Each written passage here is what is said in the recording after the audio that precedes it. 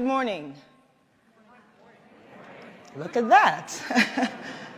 I've often heard that it is best to start these types of talks with a joke to make you people feel comfortable and relaxed. And so I have no such plans. What I do have, though, is a clip from a live recording I made on the 20th of October, 2020. Please, viewer discretion is advised.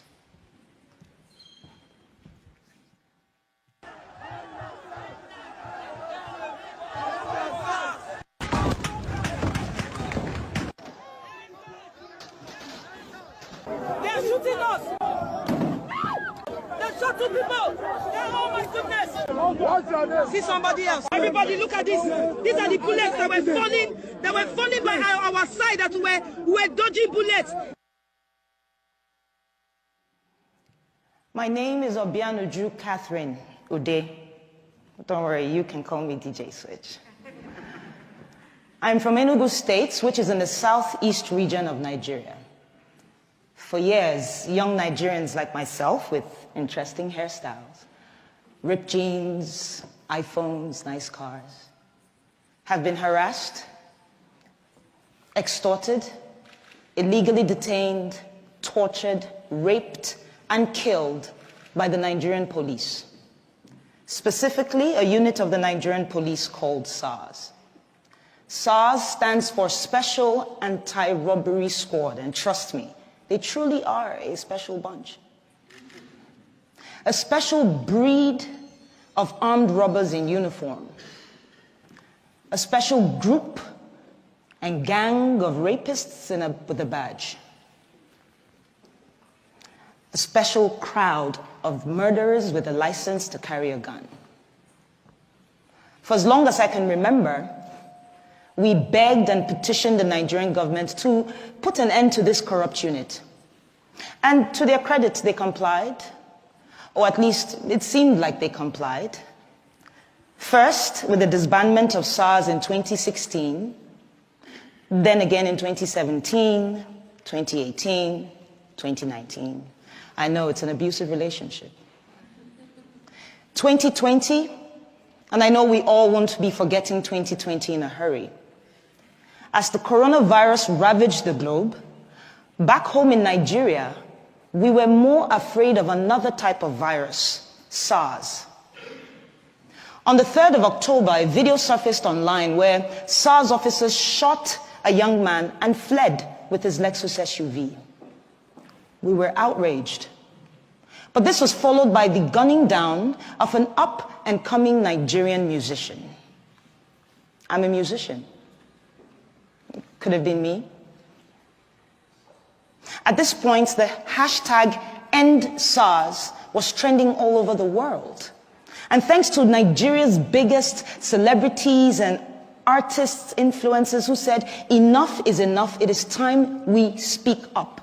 And so by the 8th of October, the streets of Nigeria were filled with young men and women protesting police brutality, and I was one of them. But it is the 20th of October, 2020, that has brought me here today. On that very horrible day, the Nigerian army, sanctioned by the Nigerian government, stormed the Lekki toll gate. And this is a major roadway in Lagos State, by the way. No warning, no dialogue. Soldiers opened fire on unarmed, peaceful protesters with live ammunition.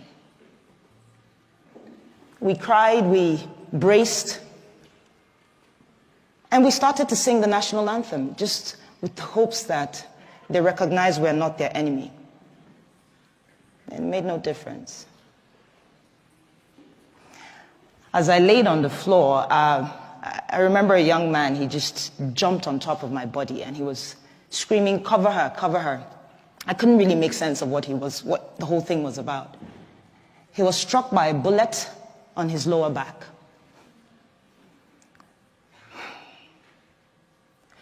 I genuinely believe he saved my life, and I don't even know who he is. I don't even know why I didn't run, to be honest. At that time, I thought it was the end. And so my instinct at the moment was show everybody what's going on. You're going to die here today. And so I pulled out my phone, went to Instagram, started live broadcasting this madness. Viewers on the live helped us call ambulances, but the soldiers refused the ambulance's entry.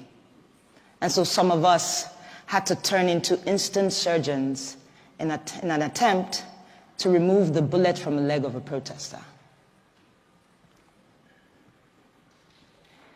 Eventually, the shooting stopped, and we observed that some of the soldiers were picking up their shells, I believe in an attempt to hide evidence of this crime. And so we scampered around to pick the shells that we could find in an attempt to have evidence of this crime. And this was while other soldiers were dumping bodies onto their trucks. They left, and we felt a sense of victory, Some can't really explain it. We were happy and angry, relieved but in pain. But unfortunately, after being on Instagram Live for so long, my phone battery died.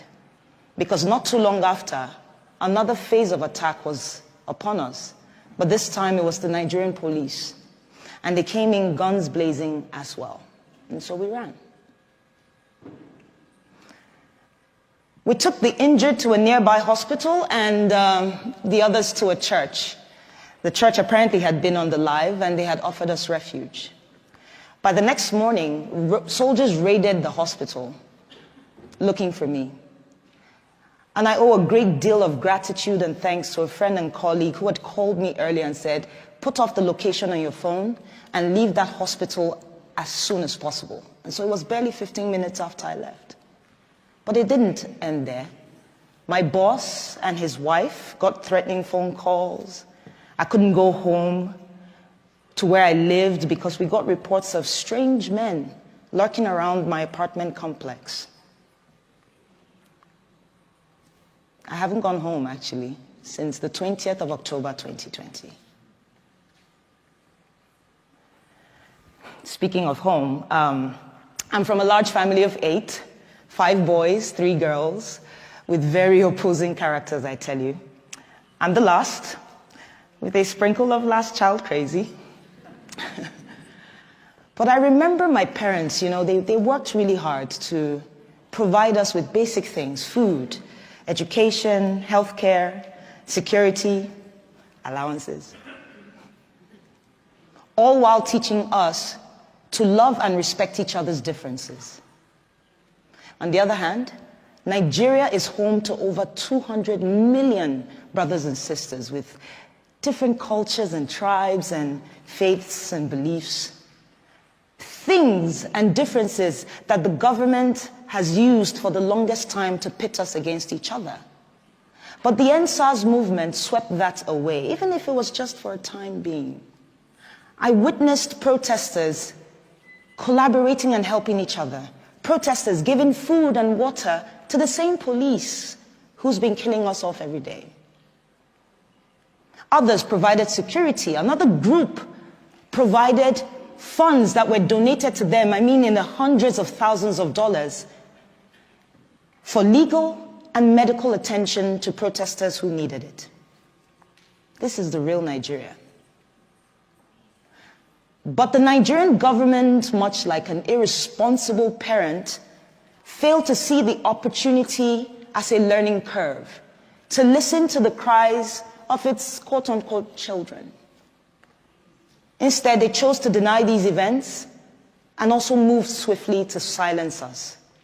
Starting with the Nigerian Minister of Information, Lai Mohammed. And yes, you heard me right. The Nigerian Minister of Information, our very own spin doctor. Yeah, his first name is Lai. It's inevitable, right? The pun is begging me. Lai called the shooting a fabrication of a massacre without bodies. He said I was a purveyor of fake news with the intent of tarnishing the nation's image, that I am a terrorist, amongst other things. The Nigerian army called the shooting fake and that I had made the whole thing up with a green screen. Yes, I have plans of heading to Hollywood after this speech.